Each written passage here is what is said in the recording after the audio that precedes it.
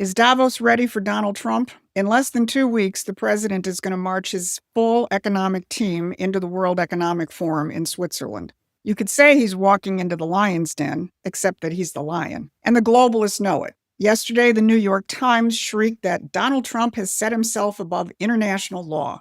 They wrote on topic after topic, President Trump made clear he would be the arbiter of any limits to his authority, not international law or treaties. But it's not international law they're worried about. It's their entire globalist system. And that is what Trump was actually telling the New York Times. And that is exactly what he's going to tell the gathered so-called international elite at Davos. He's crippled their dirty money laundromat in the Caribbean with the Venezuelan operation. He's declared war on the economic cartels, and he's withdrawn from 66 international organizations that are used to enforce globalist policies. Now, you're not supposed to notice any of that. You're supposed to be caught up in the play-by-play of the Minnesota ICE shootings, while the Democratic foot soldiers and the controlled media try to spin up their irregular warfare operations here at home. Well, Trump and his team aren't going to let them get away with that. Both J.D. Vance and Scott Bessent made that clear in the past 2 days. What that headline leaves out is that woman is part of a broader left-wing network to attack, to dox, to assault, and to make it impossible for our ICE officers to do their job. I'm Susan Kokinda, and I've seen how for decades the enemy keeps the American people in check by trapping them on the battlefields that the enemy chooses in order to keep patriots away from the real fight, which is bringing down the British imperial system.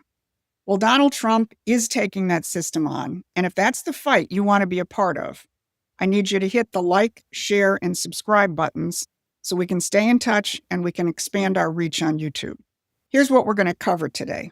How Trump is going to deliver the terms of surrender at Davos, that the Trump administration has already taken a direct strike on 66 transnational organizations, and how Treasury Secretary Bessent is bringing the fight right home here in Minnesota. So in less than 2 weeks, Donald Trump lands in Davos, and he's bringing with him a demolition crew. He's bringing Treasury Secretary Bessent, Commerce Secretary Lutnick, Energy Secretary Wright, Trade Representative Greer, and don't forget Trump's close confidant and diplomat of all trades, Steve Witkoff. Why this group? Because they represent all the elements that are replacing the British liberal free trade system. Lutnick and Greer are going to tell them that the era of sending American manufacturing capacity overseas and gutting our middle and working classes is over. Bessent is there to cut off the capital flows that prioritize global financial income streams over American wages. And Chris Wright, well, he's the walking refutation of the entire insane green agenda. And Steve Witkoff, well, he's the guy who gets things done for Donald Trump. But to really understand what Trump is doing in Davos, you're going to have to understand where Davos comes from. It was started in 1971. That was the year the British Empire dismantled the Bretton Woods financial system. That is the system that had stabilized economies in the post-war world. So the World Economic Forum was launched to begin to manage this post-1971 period. Everyone knows it was created by Klaus Schwab, but he had been mentored by Henry Kissinger at Harvard in the late 1960s. And let's not forget that Kissinger, later on, when he was Secretary of State, went on to say that in his Secretary of State capacity, he kept the British Foreign Office more closely informed than he did the State Department. So the establishment of the WEF in 1971 wasn't a coincidence. It was a transfer of power. As they killed off the power of sovereign governments to control their own credit, they built up a new temple for the transnational corporations that would rule in their place. And for 55 years, Davos has become one of the nodal points of this empire, and probably the most well-known. They don't use armies, they use ideology, and they have applied the ideology of the British Empire to the 21st century, and they've hijacked the world until now. And for all those years, researchers at Promethean Action have been exposing those operations whether it's the WEF or the Council on Foreign Relations, or the neoconservatives or their free trade ideology, and all the other groups and policies. More importantly, we know how to defeat them. So if you want to get into the real battle, head on over to Promethean Action and subscribe to our free newsletter, because we will continue to give you the up-to-date coverage of what Trump is really doing. Because in 10 days, Trump is going to the WEF. And contrary to the claims of the naggers and the heel biters within the MAGA movement, Donald Trump is not going to Switzerland to play nice with the Davos men. He and his team are arriving with a fully activated American system alternative to their policies of globalism and imperialism, and he will be laying down the terms of surrender. Now, he's already laid down some covering fire before his team heads out, hitting them exactly where it hurts, their networks of soft power. Just 3 days ago, the White House released a new finding withdrawing the United States from 66 international organizations, conventions, and treaty. Marco Rubio made clear they're pulling the plug on what he called a sprawling architecture of global governance, which, as he put it, serves the same elite networks of the multilateral NGO complex. And then Rubio drilled down on what this apparatus really is. He said, from DEA mandates to gender equality campaigns to climate orthodoxy, many international organizations now serve a globalist project rooted in the discredited fantasy of the end of history. These organizations actively seek to constrain American sovereignty. Now, the organizations that the U.S. is withdrawing from include the full gamut of green enforcement institutions that have been set up in the last few decades to enforce the carbon dioxide is poison policy, which is supposed to make nations deindustrialize. Also, some of these institutions that we're withdrawing from go all the way back to the very foundation of the UN in the late 1940s. And if you go back to the early days of the UN, you'll find people like Julian Huxley letting it all hang out as to the British plans for the UN, which, by the way, were contrary to Franklin Roosevelt's intentions. Huxley was the grandson of Thomas Huxley. Thomas had been the president of the British Royal Society, and he served on Queen Victoria's Privy Council in the heyday of the 19th century form of British imperialism. Julian was groomed to administer the same policies in their 20th century form, and so he became the first head of UNESCO when the UN was founded, where he took up several projects. First, he laid out what the purpose of UNESCO was.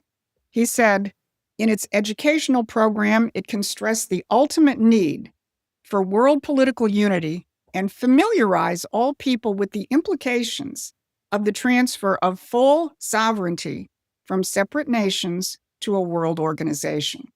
Remember what Marco Rubio just said? These organizations actively seek to constrain American sovereignty. And Huxley also had the slightly more delicate task of repackaging one of the empire's most evil policies, race science or eugenics. Here's what Huxley said in 1948.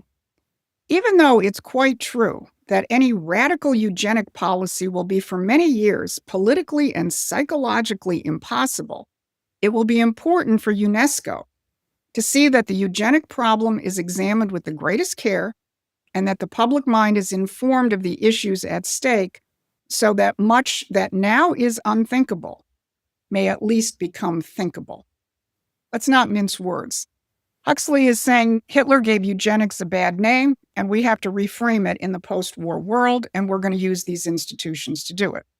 So Huxley and many of the other card-carrying eugenicists became founders of the environmentalist movement, which ultimately metastasized into the green fascist organizations that the Trump administration just shut down.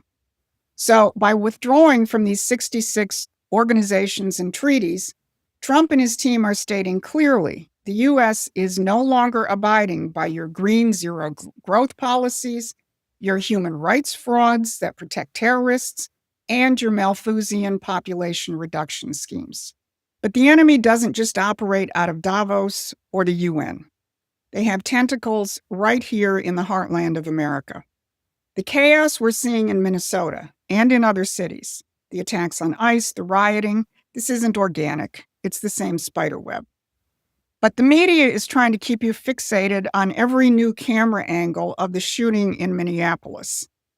Vice President J.D. Vance addressed the real issue. What that headline leaves out is that that woman is part of a broader left-wing network to attack, to dox, to assault, and to make it impossible for our ICE officers to do their job. If the media wants to tell the truth, they ought to tell the truth that a group of left-wing radicals have been working tirelessly, sometimes using domestic terror techniques to try to make it impossible for the President of the United States to do what the American people elected him to do, which is enforce our immigration laws. Vance is holding the shield, but Treasury Secretary Scott Bessent is drawing the sword.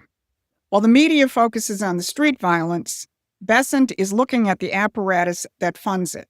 He just announced a full investigation of the fraud surrounding the daycare centers and much, much more. He made clear that the Treasury's enforcement arm, FinCEN, along with the IRS, will be looking at financial institutions and at 501c3s. He's tracking the money that moves from the same globalist foundations that interface with the UN, that used to interface with USID before Trump shut it down, and other institutions. He's looking at how this moves directly into the accounts of domestic groups burning down our cities, and he's putting them all on notice. We track, we follow the money, and we intend to follow it as much as we can, prosecute the individuals no matter where they are, whether they are in the Minnesota government or they are sitting in East Africa.